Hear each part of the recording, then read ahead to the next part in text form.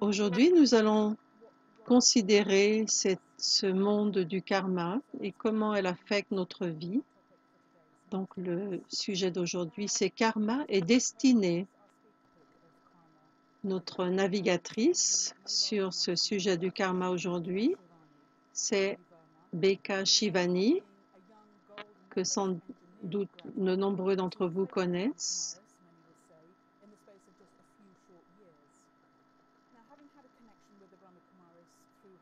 Après avoir été en contact avec les Brahma Kumaris par sa maman pendant qu'elle était très jeune, et puis elle avait pendant de nombreuses années résisté à une vie spirituelle. Disons qu'elle n'était pas attirée par un chemin spirituel. Et puis finalement, tout a pris un sens pour elle et elle a eu comme une réalisation. Et Shivani a commencé à faire des séries télévisées tous les jours sur le bien-être physique, social, mental, spirituel. Et c'est de là qu'est venu son succès. Et ces émissions ont permis à de nombreuses personnes de changer. Maintenant, elle a plusieurs millions de gens qui la suivent sur son canal YouTube. Et elle emplit des auditoriums et des salles dans le monde entier. Elle a des audiences de plusieurs milliers de personnes à chaque fois.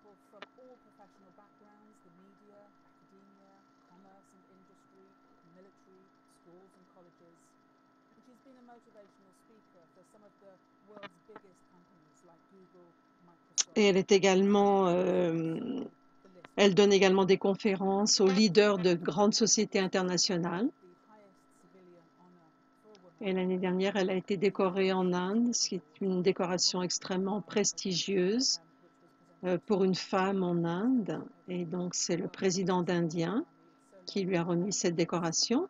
Bienvenue, Sister Genty. Merci beaucoup, Philippa, pour tes purs souhaits. Et j'aimerais bien, on a un sujet, et je passerai des heures avec toi, mais en fait, on a un sujet et on va respecter ce sujet qui est la loi du karma. Bien sûr, tout le monde a une idée de ce qu'est le karma, mais en fait, est-ce que nous comprenons bien? Et ce n'est pas seulement un concept d'une philosophie orientale, parce que dans la culture occidentale, il y a également aussi ce que vous récolterez le fruit de ce que vous avez semé. Pourrais-tu nous donner donc karma et destinée? On connecte toujours ces deux mots. Selon notre karma, il y aura notre destinée. Le premier mot, karma, c'est l'énergie que je crée. L'énergie que je crée dans mes pensées, dans mes sentiments, mes paroles, mes comportements, mes intentions, ma mémoire. Tout cela est une énergie que je crée et qui émane de moi. C'est mon karma. Quelquefois, nous pensons au karma seulement pour ce qui est visible.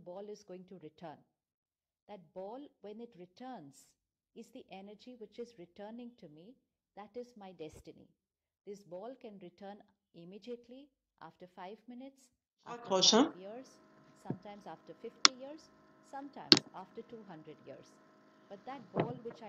Donc elle parle de notre karma, elle dit que c'est comme lancer un ballon ou une balle et le retour peut être dans 1 an, dans 5 ans, dans 50 ans, dans 200 ans.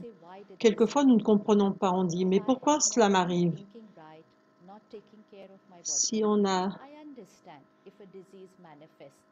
par exemple, si on a mal agi, si on n'a pas pris soin de notre corps, on comprend, on accepte qu'on va tomber malade.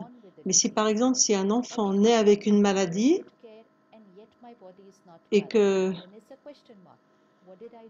Qu'est-ce qui s'est passé? Pourquoi cet enfant a cette maladie? Si je n'ai pas été gentil avec quelqu'un ou si cette personne n'est pas gentille avec moi, je peux comprendre.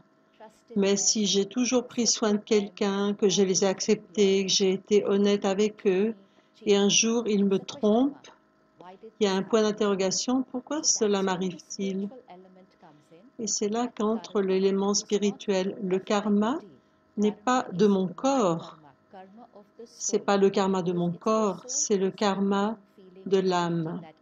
Car c'est l'âme qui crée cette énergie. Aujourd'hui, je suis dans ce costume, c'est-à-dire dans ce corps, et demain, je vais quitter ce corps et je prendrai un autre costume.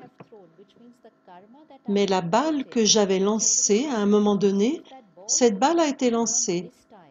Si elle ne m'est pas encore revenue, eh bien, elle va revenir sans doute quand je serai dans un autre costume. Et quand je suis dans un nouveau costume, je ne me souviens pas que j'ai lancé cette balle. Et c'est pour cela que je me demande, pourquoi est-ce que cela m'arrive? Par exemple, si j'emprunte une somme d'argent, si je t'emprunte une somme d'argent, je m'en souviens, je t'ai emprunté cet argent. La semaine prochaine, on va se rencontrer. Tu as changé de robe. Tu n'avais pas la même robe que la semaine dernière. Et tu me demandes de te rembourser l'argent. Et moi, je t'ai emprunté de l'argent. Je dois te rembourser cet argent. Je ne peux pas dire, mais j'ai changé de robe et donc je n'ai pas à te rendre cet argent. Non, ce n'est pas une question de la robe. Donc, de la même façon, ce costume, eh bien, c'est comme ce corps est comme un costume. Et si un jour je te trompe, et donc je t'ai joué un mauvais tour, j'ai mal agi avec toi, ta famille a été affectée.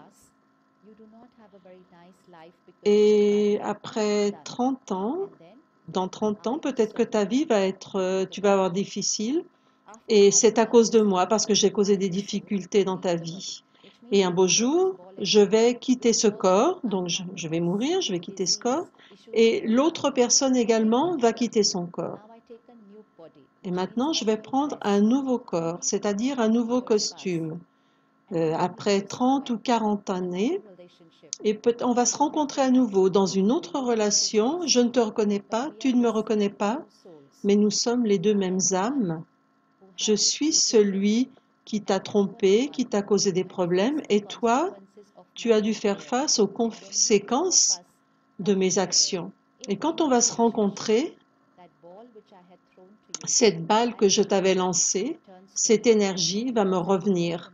Et comme je ne m'en souviens pas, je ne me souviens pas de ce que j'ai fait, je me demande, pourquoi cette personne me traite comme ça? Pourquoi elle me fait ça? Pourquoi elle est si méchante? Je ne lui ai rien fait. Et en fait, c'est parce que je ne me souviens pas ce que j'ai fait dans mon costume antérieur. Donc voilà ce petit élément qui nous permet de comprendre ce qu'est la conscience spirituelle. Je ne suis pas ce corps. Et mon karma n'est pas seulement réduit au karma, aux actions que je réalise à travers ce corps, ce costume. Mon karma, m'accompagne tout au long de ma vie. Donc, pour comprendre le concept du karma, il faut comprendre le concept de l'âme. Et donc, nous faisons l'expérience de karma, d'actions passées. Et je suppose que ça peut fonctionner aussi d'une façon positive. Par exemple, ton expérience à toi dans ta vie. Donc, tu as étudié une école d'ingénieur. On t'avait prédit que tu aurais une très belle carrière. Et puis finalement, tu as travaillé dans un studio de télévision et c'est comme ça que tu t'es retrouvé devant les télévisions et que tu as eu l'occasion de faire tous ces programmes qui ont servi et apporté du bénéfice à des millions de personnes dans le monde. On pourrait dire, tu n'as fait aucun karma pour générer cette réalité. Alors, est-ce que c'était ta destinée? Est-ce que c'était la volonté de Dieu? Est-ce que tu avais réalisé un karma dans le passé qui a permis que ces circonstances se donnent?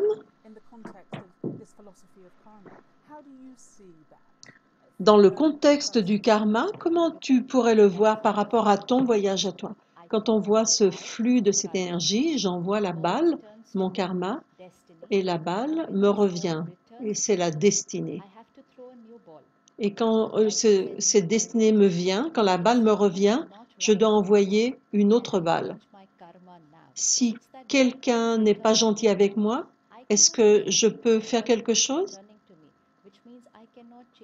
Je ne peux pas changer les gens, je ne peux pas changer les situations, mais quand je reçois cette balle, ma façon de répondre maintenant, c'est-à-dire comment j'agis maintenant vis-à-vis de ces personnes, ça c'est mon nouveau karma. À chaque moment, à chaque aspect du temps, passé, présent, futur, la balle que j'avais lancée dans le passé me revient et comment je réponds maintenant et envoie une nouvelle balle, ça c'est mon présent. Et cette nouvelle balle que je vais envoyer me reviendra et sera mon futur. Le passé me revient, je crée le présent et le futur se décide par rapport à mon présent. Et dans ce costume, quand je ne pense pas que j'ai fait quoi que ce soit dans cette vie qui ferait que je joue ce rôle maintenant ou ce service.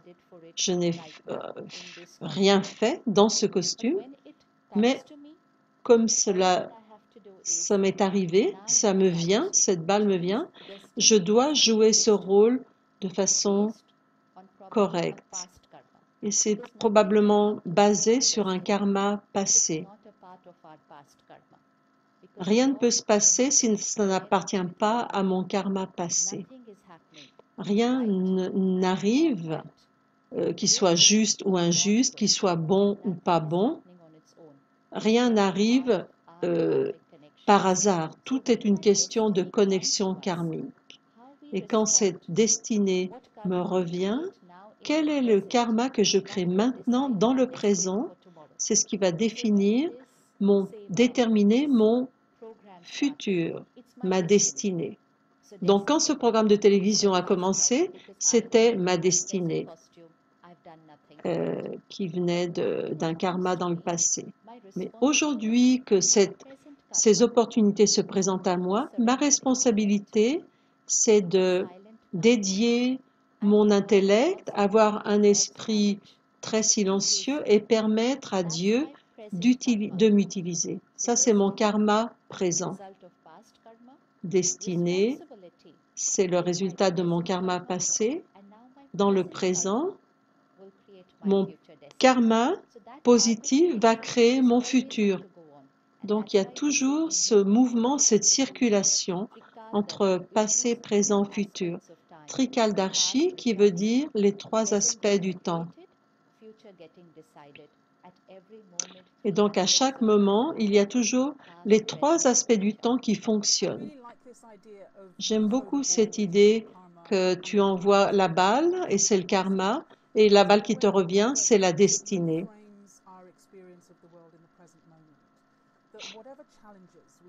Tous les défis que nous traversons, tout ce que nous traversons, toutes les situations difficiles, en fait, tout est parfaitement dessiné spécialement pour moi. Je ne pourrais jamais dire, mais j'aurais jamais pensé que cela m'arrive, si jamais ceci ne m'était pas arrivé, si j'avais pas eu cette voiture, cette maison, ce partenaire. En fait, tout ce qui m'arrive est parfait, c'est-à-dire c'est absolument dessiné pour moi, parce que ça correspond à quelque chose de passé. Et donc, c'est une pensée qui libère, mais ça me donne aussi un sens de la responsabilité, parce que sinon, on accuse notre destinée, ou on accuse des personnes, on les rend coupables, alors que quand il y a compréhension du karma, je deviens responsable de ce qui m'arrive et je suis aussi responsable de comment je vais répondre à tout ce que je traverse. Et au lieu de dire c'est la faute des gens, c'est la faute de Dieu, Tout est prédestiné. Les gens se disent, tout était prédestiné. Mais qu'est-ce que ça veut dire? Prédestiné, ça veut dire que c'est une destinée écrite antérieurement. Et j'ai oublié que j'avais écrit cette destinée. Mais c'est moi qui ai écrit cette destinée. Et donc maintenant, j'ai le pouvoir de lui donner la direction que je souhaite. Et ça, c'est très important. Parce que si on rend les autres coupables, il y aura de la douleur, du ressentiment, de la haine.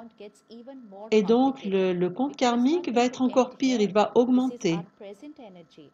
Parce que ce sera maintenant mon énergie présente que je vais rajouter à ce karma. Hein? Et donc, je suis déjà en train d'écrire un futur qui ne sera pas très heureux.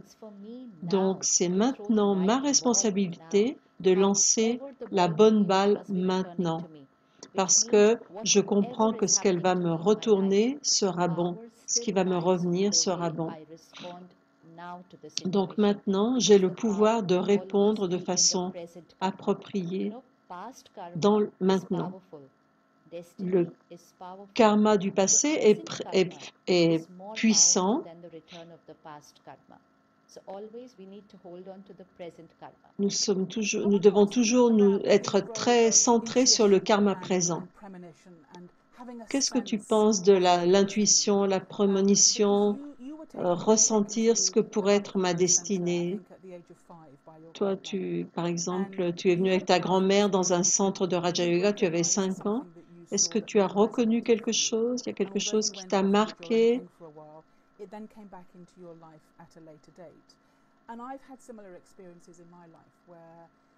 J'ai eu aussi des expériences. Quelquefois, on se retrouve dans des situations qu'on reconnaît, où il y a un sentiment, où on reconnaît quelque chose qui va arriver. C'est comme s'il y avait une mémoire. Est-ce que c'est quelque chose qui te parle du futur? Ou c'est quelque chose que tu interprètes, qui te donne le sentiment de quelque chose va se produire? Comment tu expliquerais l'intuition et la prémonition? Quand on comprend, une fois qu'on comprend l'âme et que le karma est tout enregistré dans l'âme, quand je suis allée dans le centre pour la première fois, j'avais 4 ou 5 ans, les enfants se souviennent de leur naissance antérieure, peut-être pas de façon très claire, mais ils ont une mémoire un petit peu peut-être embrumée, mais en tout cas, un enfant de 4 à 5 ans se souvient de son passé. En grandissant, le présent prend sa place. On s'est souvenu ce qui s'est passé hier, ce qui s'est passé l'année dernière, mais on ne se souvient pas ce qui s'est passé il y a 15 ans. Et quand je suis arrivée dans le centre à 5 ans, j'ai pu connecter avec la vibration du centre. C'était un endroit familier. Mon premier sentiment, quand je suis entrée dans la salle de méditation, j'ai ressenti, je suis déjà venue là, je connais ces gens. Je m'en souviens encore aujourd'hui de ce sentiment.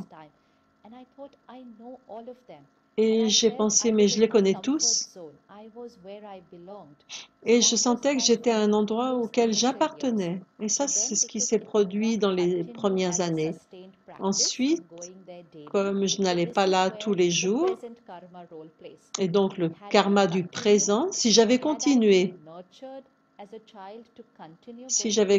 à y aller tous les jours en tant qu'enfant, mon présent karma aurait été différent. Mais en fait, la réalité, c'est que je me suis déconnectée. Et au bout de 18-20 ans, où je n'avais pas été au centre, et après 20 ans, je suis retournée au centre. Et à nouveau. Et là, quand je suis rentrée dans le centre, je n'ai pas eu d'expérience parce que j'étais maintenant dans l'énergie de ma vie présente. Et j'ai ressenti que j'avais pas besoin de spiritualité, que j'avais pas besoin de méditer, que j'étais très bien dans ma vie. Et au départ, c'est pour ça que j'avais une petite résistance quand j'avais 24-25 ans. Et il m'a fallu du temps. Mais comme mes parents y allaient régulièrement, ma mère méditait à la maison, de nouveau ces vibrations, ce style de vie est revenu dans ma vie et cette vibration a nettoyé un petit peu la trace de ces 20 années de vie qui avaient un peu effacé ces mémoires. Et à nouveau, c'est comme j'ai souhaité à nouveau recommencer. C'est extrêmement subtil comment tout est enregistré dans l'âme. Quelquefois, on pense, oui, je pensais que cela allait arriver, mais parce que c'est déjà écrit dans notre destinée. Je devais rencontrer cette personne. Je savais que ça allait arriver aujourd'hui parce que c'est déjà prédestiné et ce qui est prédestiné est enregistré dans l'âme. Et quelquefois, quand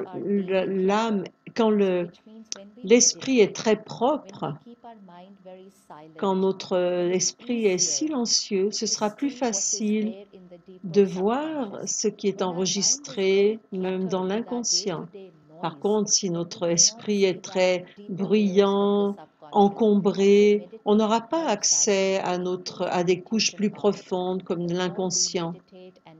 Mais plus nous méditons et plus nous travaillons à avoir un esprit calme, silencieux, etc., on aura davantage accès à ces mémoires qui sont déjà enregistrées. En fait, je pense que c'est assez simple puisque tout est prédestiné. C'est plus facile de le ressentir. En fait, ça devrait être facile de le ressentir avant que ça se produise, puisque c'est déjà là. Et quelquefois, tu rencontres une personne que apparemment tu n'as jamais rencontrée, mais c'est comme si tu reconnaissais cette personne et tu sais, tout d'un coup, tu sens qu'il va se passer quelque chose avec cette personne. Et à nouveau, ces deux âmes ont déjà été ensemble auparavant dans une relation. Elles ne se souviennent pas quand, comment, mais quand elles se retrouvent, ça peut être deux personnes au travail ou n'importe où, mais en tout cas, quand elles se retrouvent, la vibration s'éveille. Si c'était une interaction plaisante la dernière fois, ce sera très agréable. Mais si la rencontre antérieure n'était pas plaisante, ce sera plus difficile. Donc, ça veut dire que le passé, l'énergie du passé se transporte dans le présent. Si j'ai eu des conflits avec quelqu'un ou si quelqu'un a un problème avec moi, il faut que je me souvienne, c'est pas sa faute. C'est moi qui transporte quelque chose en moi, mais j'ai le pouvoir maintenant de créer le bon karma maintenant pour transformer l'énergie de cette relation. Donc à nouveau, le présent est très puissant. Et quelle est la part de l'intervention divine? Quelquefois, les gens disent, ça c'est la volonté de Dieu, c'est la main de Dieu. Quelquefois, les gens ressentent qu'il y a cet aspect qui vient d'au-delà.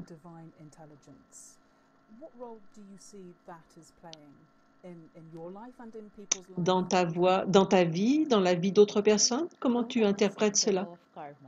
Quand nous ne comprenons pas la loi du karma, on a tendance à dire c'est la volonté de Dieu. Quelquefois, ça peut être une petite situation dans ma vie, ou alors une crise personnelle, ou alors est-ce une crise globale. Et on dit c'est la volonté de Dieu.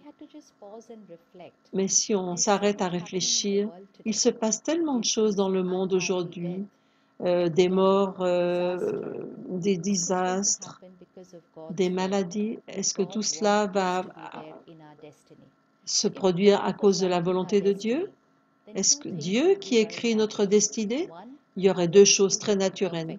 Notre destinée serait parfaite parce que si Dieu écrit notre destinée, il est parfait. Et notre destinée serait toute égale parce que Dieu ne va pas écrire plus pour toi et moins pour moi. Ce ne serait pas juste. Dieu ne ferait pas ça. C'est comme des parents avec des enfants. Les parents seront justes avec les deux enfants et ils donneront le meilleur à chacun. Si Dieu écrivait notre destinée, elle serait parfaite et elle serait égale. Elle serait toute égale. Aujourd'hui, nos destinées ne sont pas parfaites et elles ne sont pas toutes identiques les uns des autres. Parce que le karma n'est pas toujours parfait et nos karmas ne sont pas identiques. Alors, on ne devrait pas accuser Dieu de notre destinée. On ne devrait pas penser cela. Par contre, l'intervention divine, ça c'est différent de la volonté de Dieu. L'intervention divine veut dire quand nous connectons avec Dieu, quand nous étudions ce que Dieu nous enseigne, si nous suivons ses directives, sa connaissance, que nous l'utilisons dans notre vie, que nous partageons avec Dieu tout ce qui se passe dans notre vie, cela devient une relation très personnelle. C'est une relation avec le divin. De la même façon, une relation avec mes parents ou avec mes amis. Si j'ai une difficulté et que j'en parle à mes parents, aidez-moi, mes parents vont me bénir, vont m'aider. Tout va bien se passer, ne t'inquiète pas. C'est leur bénédiction, c'est leur protection. Ils ne vont pas entrer dans mon karma, mais ils vont avoir cette irradier, émaner cette vibration positive et bienveillante sur moi. Et cette vibration bienveillante va changer mon karma parce que va changer ma façon de percevoir cette situation. Et donc, je repartirai avec une énergie différente. Et si mon énergie est différente, ma pensée sera différente, mon karma sera différent et ma destinée va changer. Et quand je reviens et que je vais revoir mes parents, je vais leur dire, tout a changé, gracias, merci à tes bénédictions, merci à votre aide, merci grâce à vos prières. Donc, les gens ne peuvent pas changer mon karma, mais peuvent améliorer ma façon de penser. Donc, l'intervention divine, si nous connectons à Dieu, nous partageons nos problèmes avec lui, nous invoquons l'énergie et le pouvoir de Dieu dans notre vie, nos pensées vont changer, nos intentions vont changer, nos sentiments vont changer et notre karma changera. Donc l'énergie de Dieu va circuler dans mon karma. Et donc tout ce qui va se produire dans ma vie, on dit c'est grâce à Dieu. C'est grâce à la connaissance, grâce à son pouvoir. Ce n'est pas moi. Je n'aurai pas ce pouvoir. C'est son intervention divine. Et cette intervention divine se produit parce que nous invoquons cette énergie de Dieu dans notre vie. Si nous ne l'invoquions pas, elle ne serait pas présente dans notre vie. Nous devrions l'invoquer à travers notre connexion, nos pensées, parce que Dieu ne peut pas donner plus à l'un qu'à l'autre. Donc Dieu est identique et pareil avec tous les enfants. Cependant, selon combien l'enfant reçoit de ses parents, eh bien, c'est comme le soleil. Le soleil donne la même énergie à tous. Certains vont fermer leurs fenêtres et d'autres vont utiliser l'énergie du soleil, laisser leurs fenêtres ouvertes. Donc,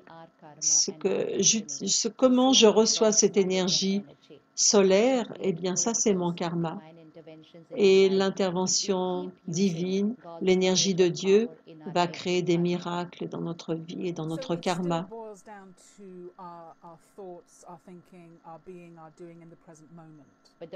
Donc cela a à voir avec ce que nous pensons, ressentons et faisons dans le moment présent.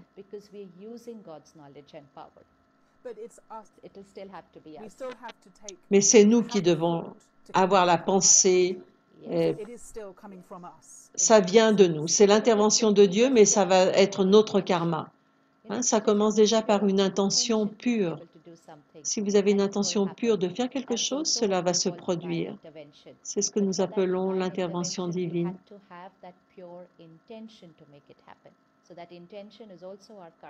Donc cette pure intention est notre karma. Donc quand on entre dans le territoire d'actions pratiques,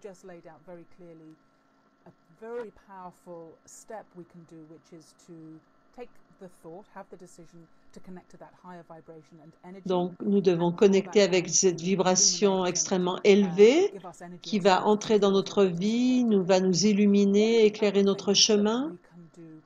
Qu'est-ce qu'on pourrait faire d'autre de façon pratique dans notre vie pour pouvoir sentir des effets bénéfiques sur notre karma, sur notre situation actuelle et pouvoir transformer, changer notre destinée? Qu'est-ce qu'on peut faire quand on comprend cette loi?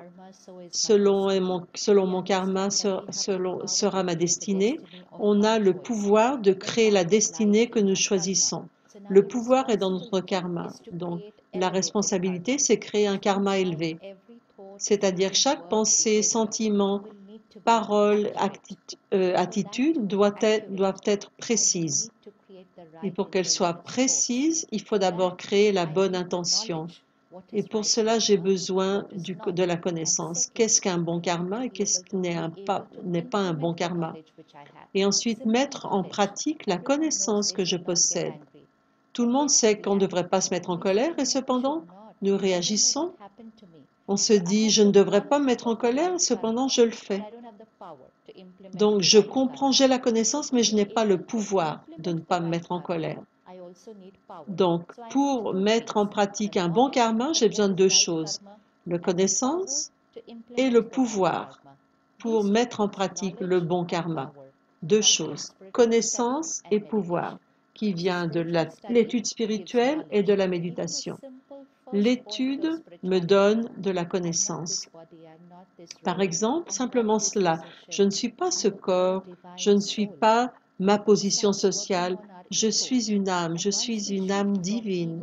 Et quand on passe de l'ego, de la conscience de l'ego à la conscience de l'âme, eh bien le niveau de vibration de notre karma change considérablement. Donc, connaissance et pouvoir, c'est-à-dire étude spirituelle et méditation, la vibration de notre karma commence à s'élever. Une vie très simple. Si on réserve un moment tôt le matin pour notre méditation, pour donner de l'énergie à l'âme, à travers l'étude et la méditation, cela va nous aider à rester connectés avec le divin durant la journée et ensuite utiliser cette étude dans mes pensées, dans mes sentiments. Et ensuite, tout au long de la journée, la destinée va m'offrir des tas de circonstances et de situations qui vont se produire.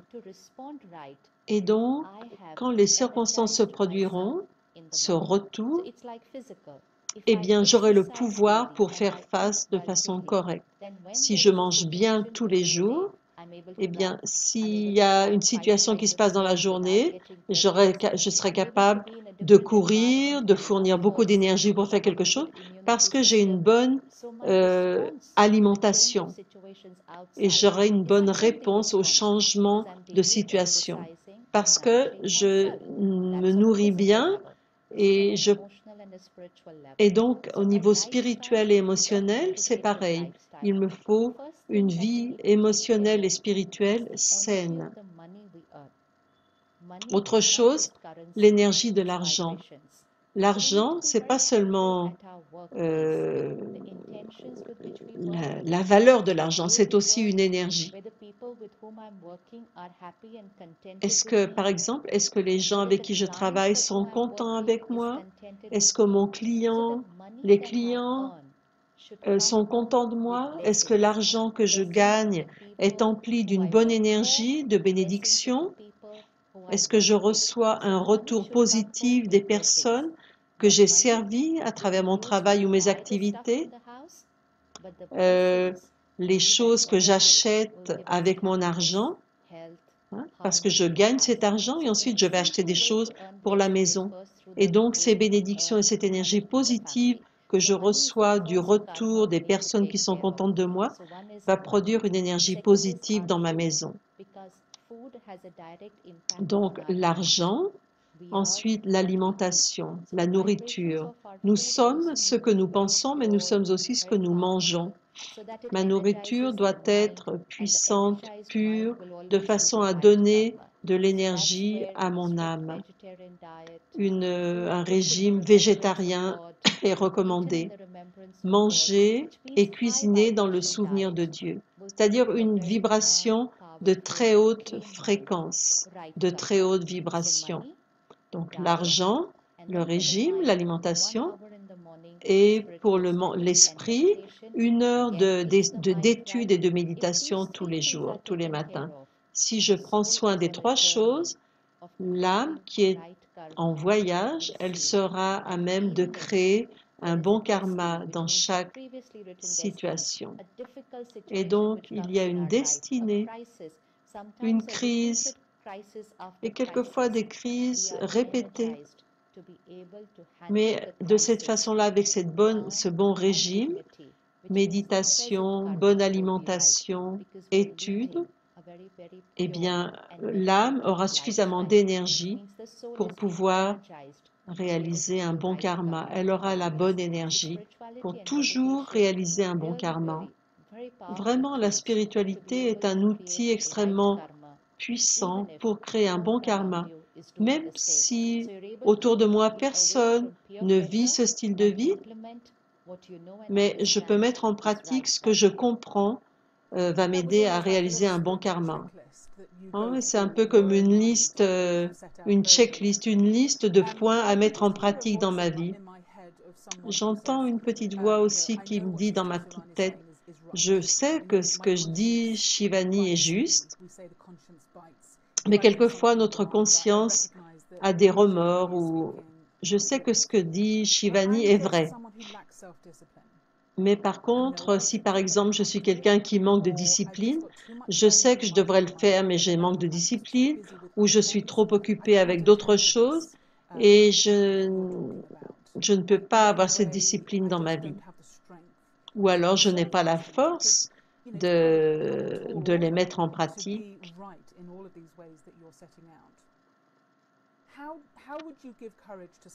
Donc, comment tu donnerais du courage à quelqu'un? Si quelqu'un te disait, oui, c'est vrai, tout ce que tu dis, je suis tout à fait d'accord, mais je manque de discipline ou je n'ai pas la force de mettre cela en pratique dans ma vie.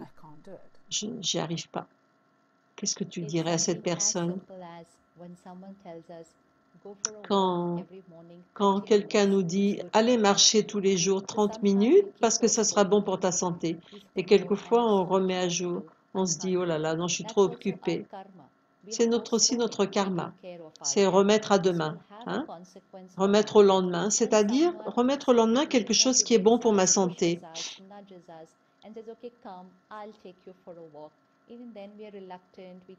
Et même si quelqu'un dit viens, viens te promener avec moi, on va marcher. Mais si par exemple au moins j'ai peut-être la flemme d'aller marcher 30 minutes tous les jours, mais au moins 5 minutes par jour. Et je vais sentir les bénéfices. Et ça va me donner la forme de marcher 10 minutes la semaine prochaine. Et petit à petit, je finirai et je serai capable de marcher 30 minutes. Et même un jour, il se mettra à pleuvoir et je prendrai mon parapluie, mais je sortirai quand même pour aller marcher. Parce que j'en vois le bénéfice.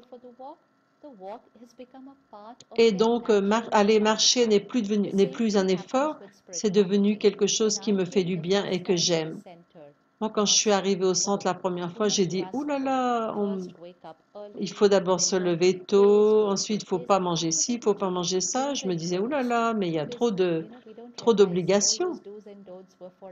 Tout ce qu'il faut faire, tout ce qu'il ne faut pas faire. » Et au début, j'étais un petit peu résistante. Je me disais « Ouh là là, mais je n'ai pas envie de toute cette discipline. » Et la sœur du centre m'a dit « Mais t'inquiète pas, tu viens. » Elle l'a rendu facile pour moi. Elle ne m'a pas pressionnée avec tout ce qu'il fallait faire, tout ce qu'il ne fallait pas faire. Elle m'a dit, mais viens avec ta maman, viens 5 minutes, viens 10 minutes. Et je venais et je m'imprégnais de la vibration. C'est comme un bébé, quand tu lui apprends à marcher, tu ne vas pas lui demander de courir les premiers jours. Donc, et au fur et à mesure, on prend de l'assurance, on prend de la force, on prend de l'énergie, on se rend compte que ça nous fait du bien. C'est quelque chose qui devient très bénéfique. Et après, on a envie de le faire quand ça fait partie de notre style de vie. Et on se dit, oh là là, pourquoi ça m'a pris aussi longtemps? Pourquoi j'avais autant de résistance? Puisque tu as réalisé ensuite les bénéfices. Donc, faut commencer comme un bébé, hein? Commencer petit à petit. Et tu as vu des gens autour de toi qui vivent cette vie et qui en retirent un bénéfice. Donc, que ce soit ton niveau mental, ton niveau intérieur, ta santé, plus d'harmonie dans ta vie, tu peux commencer à faire entrer un petit peu de spiritualité dans ta vie, petit à petit. Prends-le même comme une expérience pendant quelques mois et ensuite tu décideras. Tu décideras si tu vas continuer ou pas. Il y a un aspect qui est important dans ce que tu viens de dire. Par exemple, une amie qui t'inspire à aller te promener simplement pour 5 jours, 5 minutes, ou bien d'aller dans un centre de méditation, rester quelques minutes.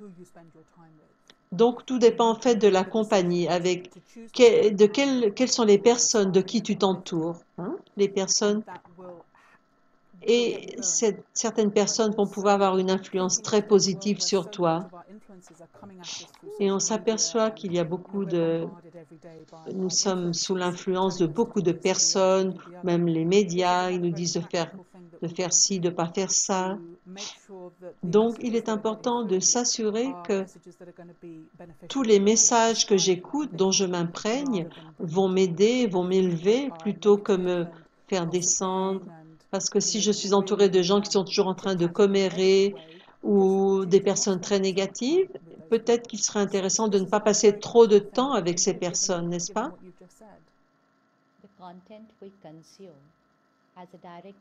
Tous les contenus que nous consommons, c'est-à-dire toutes les informations, les conversations que nous consommons, que nous prenons à bord, sont c'est comme une diète alimentaire. Si on passe beaucoup de temps avec les médias, nous consumons beaucoup de contenus et nous devons faire attention à la qualité de ces contenus parce qu'ils vont faire partie de nous. Quand nous allons dans un centre de méditation, pendant une demi-heure, une heure, c'est aussi une consommation de certains contenus. Il y aura des contenus spirituels, une connaissance spirituelle, mais par exemple, plutôt d'écouter la radio ou la télévision le matin, pourquoi ne pas remplacer ces contenus par des contenus plus spirituels, plus positifs, plus bénéfiques? C'est comme changer de régime, changer d'alimentation. Si je veux devenir plus forte mentalement, spirituellement, intellectuellement, eh bien, il est important que je fasse attention à ce que je consomme au point de vue contenu. Alors, quelquefois, par exemple, on sait faire la différence entre ce qui est bon à manger, mais qui n'est pas toujours forcément sain. Et les cancans, les commérages, c'est quelquefois bon comme un bon gâteau, mais qui n'est pas bon à la santé.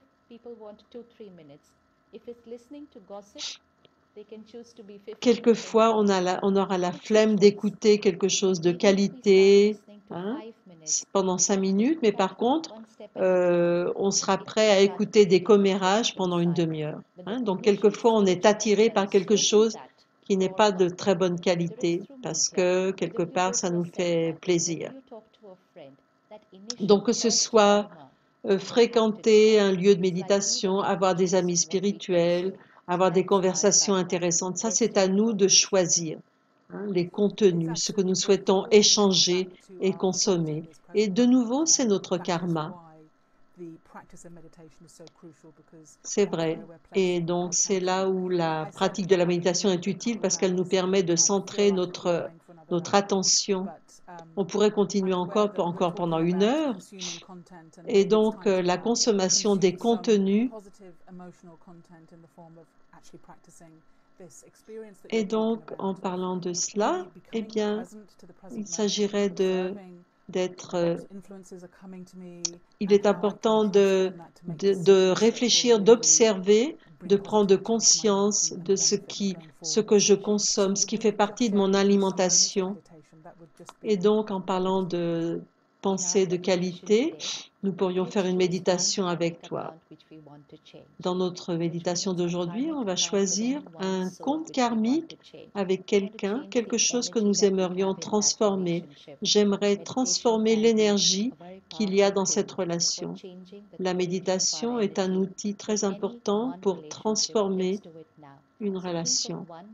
Pensez à une personne et on va utiliser l'énergie de Dieu pour envoyer de l'énergie dans une personne. Pensez à ce que vous aimeriez transformer, embellir ou ajouter de la force dans une relation et tu aimerais te libérer d'une relation, d'une énergie.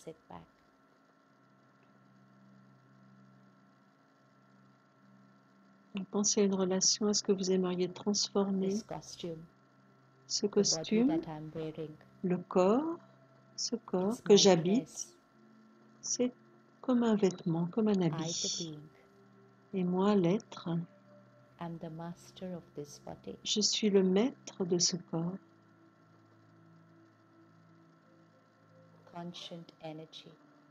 Je suis une énergie consciente, le créateur de mes pensées, de mes sentiments et de mon karma. Je suis le créateur de ma destinée.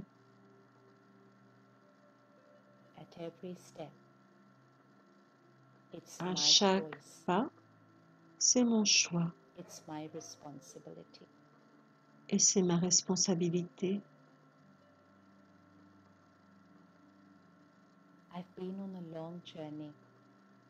J'ai réalisé un long voyage, j'ai porté de nombreux costumes, j'ai vécu de nombreuses relations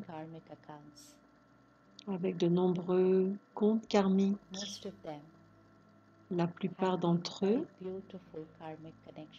ont été de très belles connexions karmiques. Et aujourd'hui, je fais l'expérience des très belles conséquences de mes karmas du passé, ma famille, mes amis, des relations harmonieuses.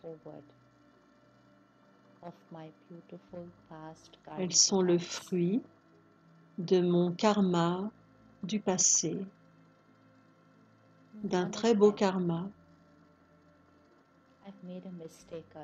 Mais parmi tous ces karmas, j'ai commis une erreur dans le passé et aujourd'hui, je vais changer l'énergie de cette relation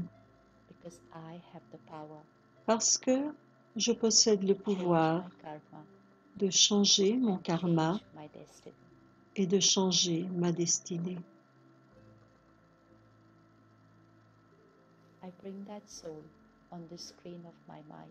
J'amène cette personne sur l'écran de mon esprit.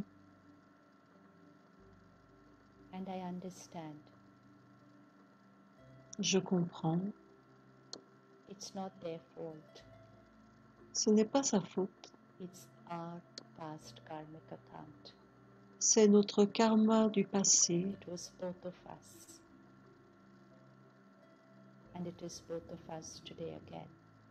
C'est notre karma du passé à tous les deux. Et il nous appartient à tous les deux. Mais le passé est le passé, c'est fini. Un nouveau commencement, un nouveau compte karmique.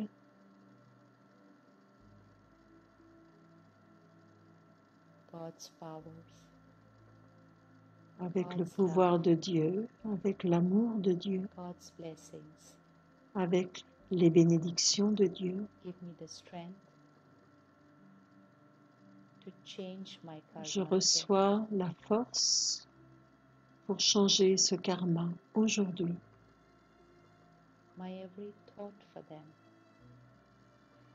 Mes pensées pour cette personne est l'acceptation, le respect, la confiance. Et je me concentre sur mon karma. C'est un nouveau commencement. Je crée un nouveau compte karmique. À partir d'aujourd'hui, je génère de l'harmonie dans cette relation. C'est ma destinée. Je suis le créateur de ma destinée.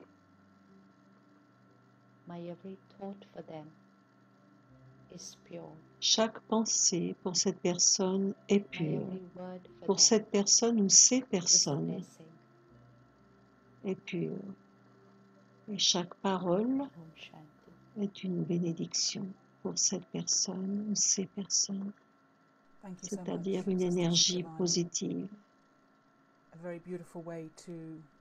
Merci beaucoup, Shivani. C'est une très belle façon d'apporter de la conscience dans toutes nos actions et transformer tout ce que nous souhaitons transformer en quelque chose de positif et d'élevé. Et tu nous as donné la force d'avoir de la détermination pour transformer notre karma. Merci beaucoup à vous tous pour être présents. 21 masterclasses in new consciousness.